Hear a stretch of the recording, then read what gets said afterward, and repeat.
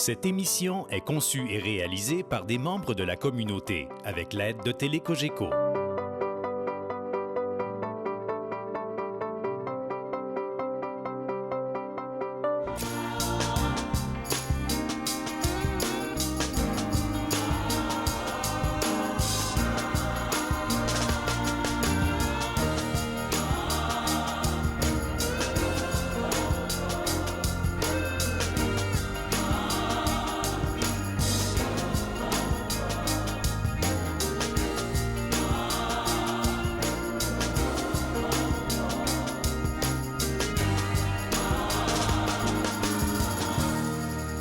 Bonjour, bienvenue à Signe d'aujourd'hui. Cette semaine, j'ai le privilège d'accueillir Mme Danielle Jaudoin, qui est hôtelière à l'abbaye cistercienne Notre-Dame de Nazareth de Rougemont. Vous ne saviez pas, hein, mais l'abbaye de Rougemont, c'est l'abbaye Notre-Dame de Nazareth. Tout le monde dans notre région connaît cette abbaye-là. On la connaît parce qu'on sait qu'il y a des moines qui habitent là, puis on sait que quand arrive l'automne, c'est le temps des pommes et on peut aller cueillir des pommes. Mais il y a plein d'autres activités à cette abbaye-là. Si vous me le permettez, on va accueillir notre invité, puis je vous en reparlerai un petit peu plus. Bonjour, Danielle. Bonjour. Merci beaucoup d'avoir accepté mon invitation. Ça me fait plaisir. Une femme hôtelière dans une abbaye, c'est quelque chose de rare, ça. C'est très, très rare. Dans une abbaye d'hommes, Oui. c'est très rare. Généralement, l'hôtelier, selon la règle de Saint-Benoît, c'est un moine. Mais, comme vous le savez, les communautés diminuent, vieillissent, alors ils ont besoin d'aide pour pouvoir continuer leur charisme d'accueil. Alors, ils s'ouvrent tranquillement, pas vite, à l'apport des laïcs. Et c'est comme ça que je suis devenue leur hôtelière pour accueillir. Je suis hôtelière pour les moines. Donc, je fais leur travail pour eux. Et puis...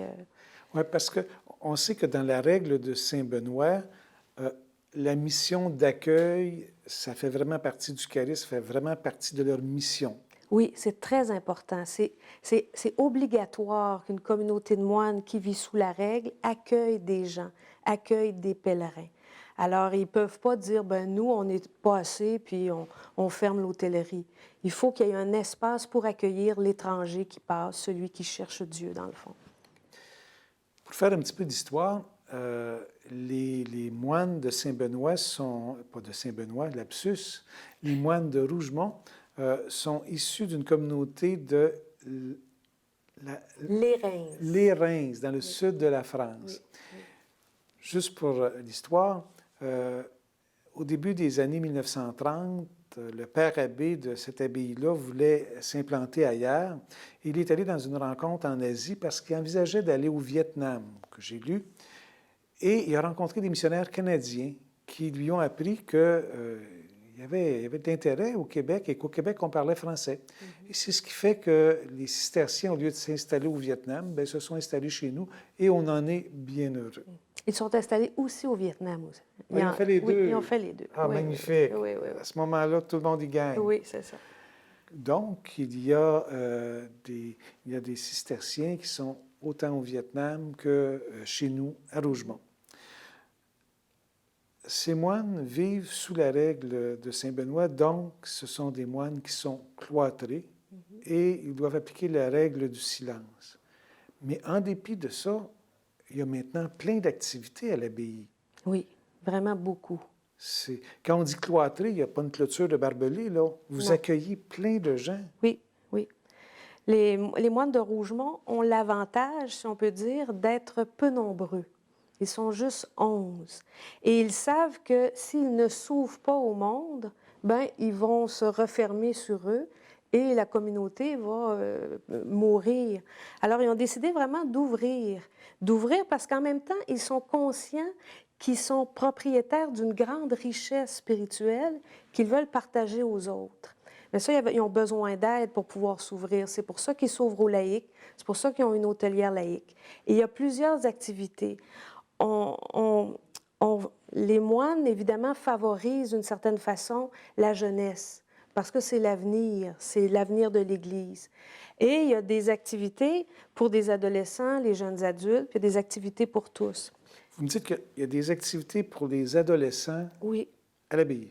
Oui, il y a des activités. Expliquez-moi ça. Le point le plus fort, c'est le camp jeunesse, qui se fait, c'est pendant une fête de semaine, du vendredi matin jusqu'au dimanche. Ça se fait dans les vergers de l'abbaye. Les jeunes viennent en tente. Et là, ils ont une fin de semaine là, avec des activités. C'est une fin de semaine spirituelle. On a eu, bon, il était à la découverte là, des fondateurs, là, avec Saint-Bernard et tout ça. Mais ils ont aussi, bon, des épreuves pour devenir chevalier. Alors, il y a toujours une trame spirituelle pour les amener, à travers le jeu, à découvrir, au fond, un petit peu plus la foi. C'est pour les jeunes de 9 à 16 ans, à peu près. Puis vous accueillez combien de jeunes dans un groupe comme ça? Une trentaine. Et qui décide, qui sont les jeunes qui peuvent aller là? Il suffit de... C'est publicisé. Alors, il suffit, on appelle à l'abbaye, et puis on dit, ben moi, j'ai un jeune de tel âge à tel âge, ben, pas de tel âge, et bon, il serait intéressé, et puis bon, il s'inscrit. C'est premier arrivé, premier servi, parce que c'est très, très populaire. Les jeunes aiment beaucoup, ça fait 2 ans qu'on fait ça, c'est très, très populaire. Les jeunes aiment beaucoup et ça se parle avec les amis et tout ça.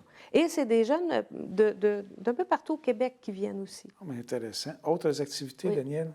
Oui, bien, ces jeunes-là ont demandé, les plus vieux, peut-être les 15, les 13, 16 ans, ont demandé une fin de semaine de silence avec les moines, chez les moines, pour un petit peu goûter à ce qu'ils vivent. Et ça aussi, c'est une fin de semaine, on n'était pas sûr là, que ça... Et les jeunes aiment beaucoup. On en a une vingtaine à chaque année qui viennent. Qui vont entendre le silence. Oui, tout à fait. Dans notre vie, de tous les jours, c'est pas habituel. Non, non, non. Puis ils laissent les iPods à la maison, puis leur téléphone. Et, alors, c'est un beau défi qu'ils vivent, mais à travers ça, ils perçoivent quelque chose qui leur fait du bien. Et sur le même principe, il s'agit de s'inscrire. Tout à fait. Tout à fait. Il y a aussi ce qui est très, très intéressant l'été, c'est la soirée louange. Soirée louange. Oui, on pourrait dire, c'est plus une journée. Ça commence vers 3 heures de l'après-midi et ça finit vers 9 heures par un gros feu d'artifice. C'est un temps familial. Les gens sont invités à venir. On a un petit coin aménagé. Il y a de l'adoration pour les gens qui veulent. Il y a un feu de camp. On mange ensemble et tout le long, c'est une soirée louange. Donc, il y a des groupes de musiciens qui viennent et qui font des chants de louange. Et les gens participent à ça. C'est une soirée qui est très conviviale. Les gens peuvent se parler, faire des échanges entre les familles. Les enfants courent ensemble. Et il y a toute cette partie spirituelle. Les moines sont là, les moines chantent aussi. C'est vraiment... moi, je trouve que c'est l'Église de demain avec cette complémentarité-là. Les moines, les laïcs, les familles, les jeunes, les plus vieux. C'est une journée qui est extraordinaire. Votre Église de demain ressemble à l'Église d'hier, il y a très longtemps, quand on vivait en communauté. Tout à fait, tout à fait. C'est la même chose. On est obligé, maintenant, on ne peut plus vivre en petit groupe fermé. Il faut vraiment s'ouvrir et être tous ensemble. Mais pour ces soirées louanges-là, combien de monde peuvent y aller? Cette année, il y a eu 150 personnes qui est venue. La première année était 75, la deuxième année 150, et on espère là, augmenter. On n'est pas chanceux parce qu'on n'a jamais eu une très belle journée. Il y a toujours eu de la pluie, on a un grand chapiteau, mais les gens viennent pareil, et c'est vraiment, c'est à découvrir. Pour cette activité-là, ce que j'entends bien, là, c'est qu'il n'y a pas de limite de nombre de personnes. Non, pas du tout. Pas du tout, pas du tout. On a un grand, grand chapiteau, oui, puis c'est très... Et c'est gratuit. Je vais d'étonnement en étonnement. Pouvez-vous continuer à m'étonner, Daniel? Bien, certainement. On a aussi des temps pour les jeunes adultes. On a mis ça de 16 à 35 ans. On a une partie on appelle ça les JFJ, hein? Okay. Journée de formation jeunesse. Ça se fait de janvier à avril. C'est un dimanche à toutes les 3 semaines à peu près. Et c'est un moine qui donne un enseignement aux jeunes sur les sujets de la foi là, de base pour les aider, au fond, ça va être eux autres les évangélisateurs de demain. Mais c'est plus difficile maintenant, la catéchèse est plus rare et tout ça. Alors, là, c'est vraiment un moine qui donne un bon enseignement, c'est vraiment bien, ça part de leurs préoccupations aussi, ça leur permet de baser leur foi sur du solide. C'est des belles journées aussi. Quand vous dites un enseignement de base, c'est pas un cours de théologie, là? Non, c'est pas un cours de théologie. Vraiment de base. De base, oui. Mais ça peut être, bon, sur l'histoire de l'Église, mais c'est vraiment adapté là, pour les jeunes. L'histoire de l'Église, on a parlé de la gnose aussi. Là, cette année, ça va être des questions, bon, est-ce que Dieu souffre? Pourquoi la souffrance? Des questions qu'on se pose, tout le monde se pose. Hein? Absolument. Les jeunes sont chanceux d'avoir ces journées-là, mais il y en aurait des plus âgés qui voudraient y aller aussi. Je vous écoute, moi, je dépasse un petit peu 35 ans, là. Oui, c'est ça. À peine. C'est ça. Et pour les jeunes adultes aussi, 3 fois par année, on fait aussi des retraites pour jeunes adultes qui sont adaptées pour eux et et c'est tous les moines qui viennent entretenir les jeunes, donner un enseignement ou faire une activité. C'est pas juste là, un prédicateur qui parle à des jeunes, c'est vraiment une vie au fond. Les jeunes apprennent à prier avec les moines, à les côtoyer, à être là pour la liturgie. Une vraie retraite comme il y avait autrefois, là. Bien, vous n'avez pas connu ça autrefois, je ne sais pas là, ce qui se passait autrefois, mais Ça dure 3 jours? Oui, 3 jours, du vendredi soir au dimanche midi. Et c'est une population de quel âge à quel âge? 16 à 35 ans. OK. Parce que ça vient au fond, les moines ont fait ce qu'ils appellent la chambre haute. C'est une partie de leur monastère qu'ils ont aménagée pour accueillir des jeunes. Puis pas juste des gars. C'est pour les gars et les filles. Les filles ne dorment pas là, dorment à part. Et il y a un moine qui vit avec eux. C'est pour permettre à des jeunes qui veulent réfléchir un petit peu sur leur foi ou sur qu'est-ce que moi je veux faire dans la vie. Se prendre un temps de s'arrêter. Ils vont à la chambre haute. Il y a un moine qui les accompagne. Ils peuvent faire de la musique ensemble, ils font de l'art, ils participent à la prière des moines et ça leur permet de goûter, au fond, parce qu'une communauté cloîtrée, c'est une communauté qui, en principe, serait fermée. Mais là, il y a de l'ouverture. Mais là, il y a de l'ouverture et la chambre haute permet ça.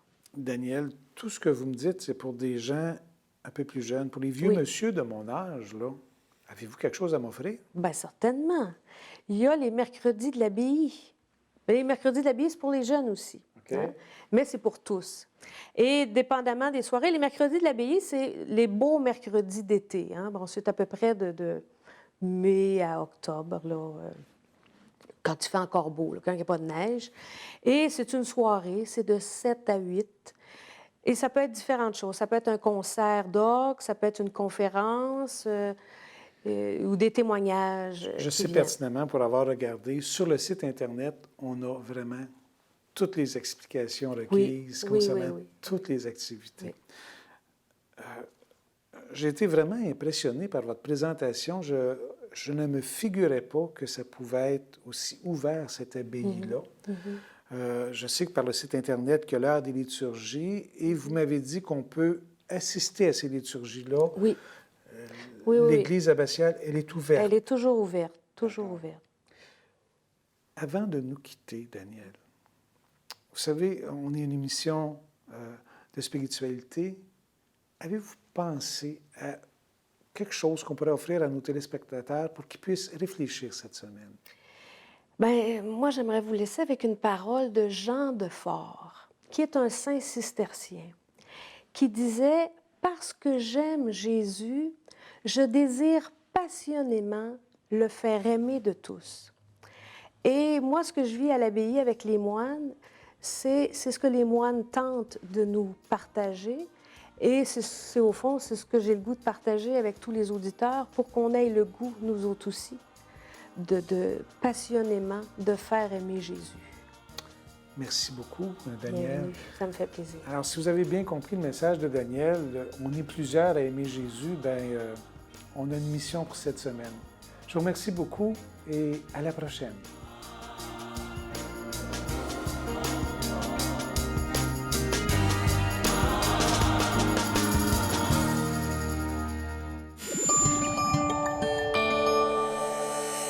Télé Cogeco, un service exclusif aux clients de Cogeco.